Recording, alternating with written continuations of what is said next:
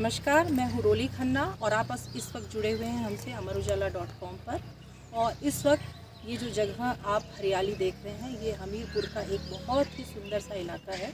और हमारे साथ इस वक्त मौजूद हैं हमीरपुर से भाजपा के प्रत्याशी, केंद्रीय मंत्री और 4 बार जीत का चौका लगा चुके हैं और 5वीं बार जीत की ओर कदम बढ़ा चुके हैं अनुराग ठाकुर जी। अनुराग जी, आपका हम बहुत बहुत स्वागत करते हैं। धन्यवाद। आपका देवभूमि हिमाचल प्रदेश के वीरभूमि हमीरपुर में बहुत बहुत स्वागत है। धन्यवाद। सर, शुरुआत करते हैं। तो सबसे कल आपकी रैली को भी हमने देखा और आप लोग लगातार जो चुनाव में सुबह से रात तक की जो आपकी प्रयास चल रहे हैं उसको भी हमने वहाँ पर देखा। हम ये जानना चाहते हैं हिमाचल में कितनी सीटें?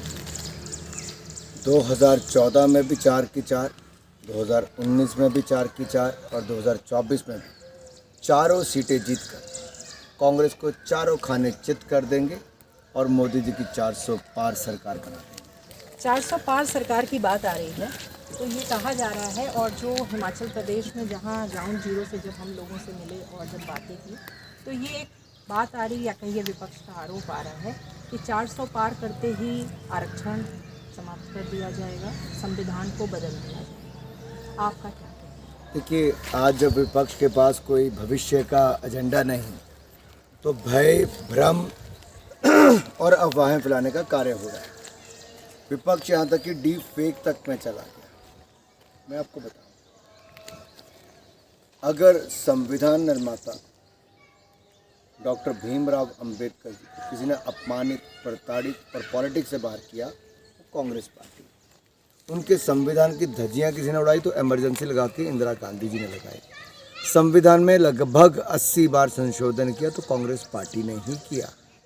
और मैं आपको एक और कहना चाहता हूँ, मोदी जी की सरकार तो 10 साल हो गए, हमने कोई बदलाव नहीं किया, कोई छेड़खानी नहीं की।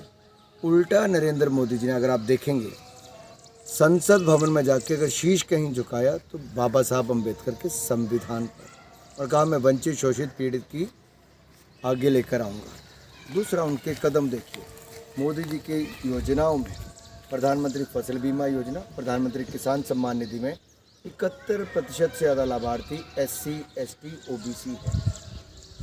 प्रधानमंत्री आवास योजना में अगर 4 करोड़ घर बने तो लगभग 58% घर SC, ST के हैं, यानी कि 2 करोड़ 30 लाख से ज़्यादा घर SC, ST को मोदी जी ने बना कर दिए। इसी तरह से अन्य योजनाओं में भी उनको ज़्यादा लाभ मिला, जैसे स्कॉलरशिप में भी 54-55% SC, ST है।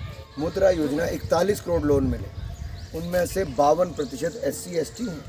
आप कल्पना कीजिए ये नरेंद्र मोदी जी की सरकार में ये सबसे बड़ा लाभ किसी को मिला, SC, ST को। दूसरा, लाभ के अलावा मान सम्मान जो होता है, जैसे बाबा साहब अम्बेडकर के पंच तीर्थ बनाए, जन्मभूमि, दीक्षा भूमि, शिक्षा भूमि, चैत्य भूमि और महापरिनिर्वाण भूमि, नागपुर, मऊ, मुंबई, दिल्ली, लंदन तक सैकड़ों करोड़ रुपया मोदी सरकार ने खर्च किया और बाबा साहब अम्बेडकर के म्यूजियम बनाए, संग्रहालय बनाए।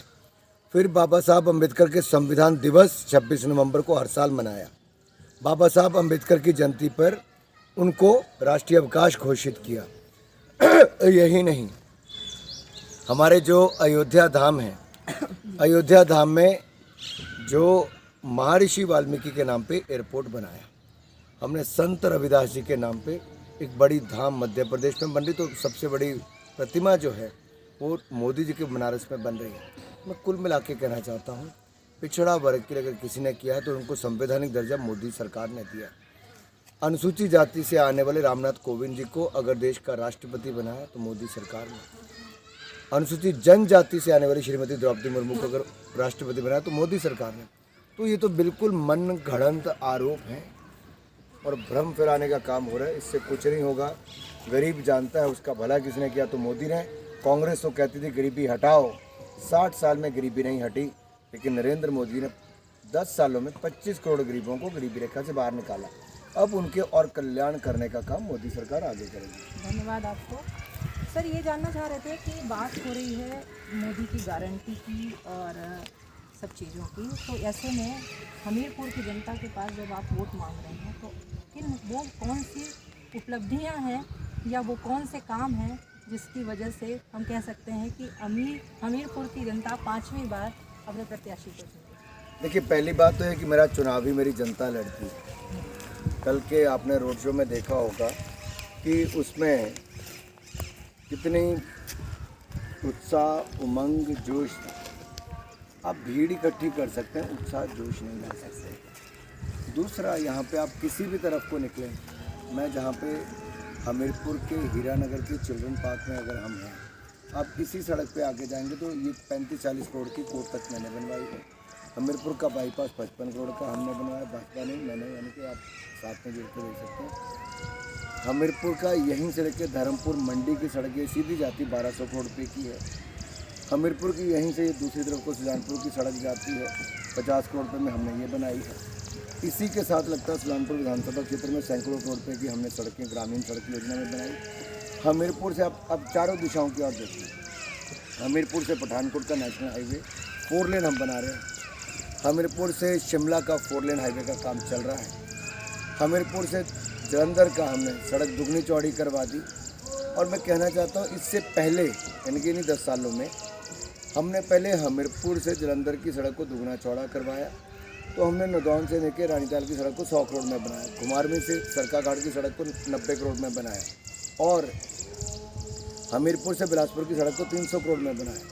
हमने ऊना से लेके भोटा की सड़क को दुगना चौड़ा करवाया।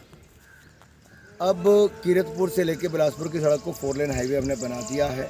अगर आप ये वीडियो YouTube पर देख रहे हैं तो हमारे चैनल को सब्सक्राइब करें और बेल आइकन को दबाना ना भूलें। अगर आप Facebook पर ये वीडियो देख रहे हैं तो हमारे पेज को लाइक करें।